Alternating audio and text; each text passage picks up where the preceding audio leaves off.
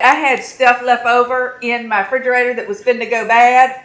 So today we're gonna make an amazing and delicious Brussels sprout recipe. And yeah, I'm making it up as I go along. So we'll see how it goes. Okay, first thing we gotta do is we gotta get the Brussels sprouts prepped. And so we're just gonna cut off the low end, and I like to cut them in half. You don't have to cut them in half if you don't want to cut them in half. The next thing I'm gonna do is put in some bacon grease from the yummy bacon we fried up for breakfast. I mean, we in the spiritual sense, no, fried it up.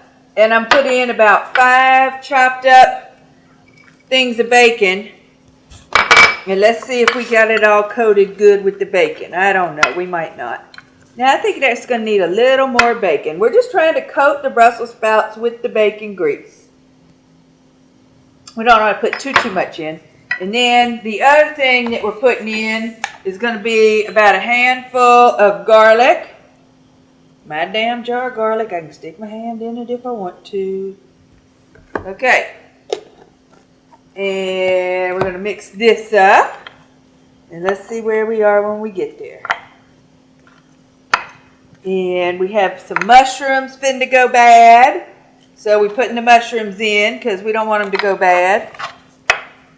Okay, we got mushrooms, we got Brussels sprouts. Oh, if you want to make this one of them vegetarian type of dishes, you could use olive oil instead of bacon grease and leave out the bacon. It is that easy, I swear. Okay, so you know I love this Jacobsen salt. I'm going to throw some of the chili ghost pepper salt up on there. And again, if you do not have Jacobsen ghost pepper salt, well, shame on you to begin with. But, you know, use regular old salt and pepper. You know, you can adjust and adapt. Next, Nonna has went out and picked for me some thyme. And I shouldn't have used a green cutting board for this, huh? Oh well, too late now. And some oregano. And some basil. And some rosemary. And I'm going to chop these up with my cute little choppy thing right here. Okay,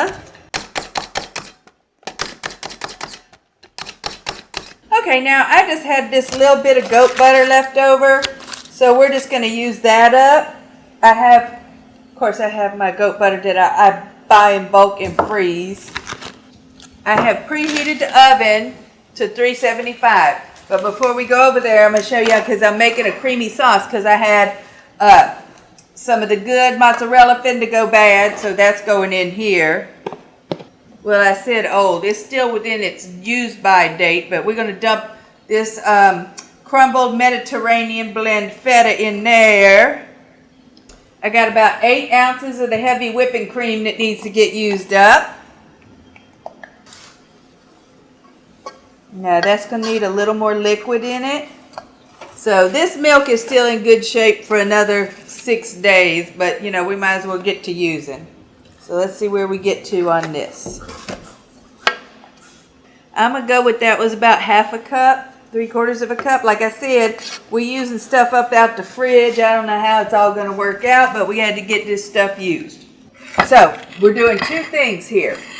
We are putting the Brussels sprouts, just as is, with the butter and everything on it, in the oven for about, I'm going to say 20 minutes. And this, our little cheese and milk cream sauce, we are just going to heat up.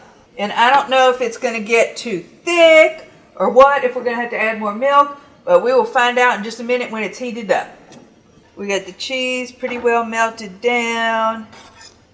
Pretty well melted. Oh, that looks so yummy. I'm going to take a quick taste test, see if anything needs to be added in here.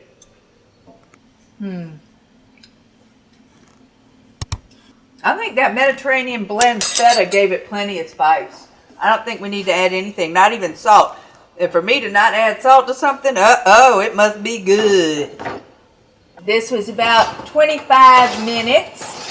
Because they didn't seem quite cooked enough for me in the first place. Okay, see, these are still not cooked through, which is good because we don't want them cooked all the way through. But we're just going to go ahead and stir them up. So anything on the top that's getting a little toasty goes to the bottom, etc., etc. We have our feta and mozzarella little sauce all mixed up and looking beautiful. But this is easy enough. We're pouring it on there. Trying to make as big a mess as possible because Nonna needs to feel wanted. Now we're going to stir this up a little too. I'm putting this back in the 375-degree oven. I don't know how long, but we're going to start at 15 minutes and go from there. Wolfie, Nonna loves you. Okay, let's see what we got. Now are our Brussels sprouts. They are cooked through. Well, we got this done. Cook, skydive, have fun, give back.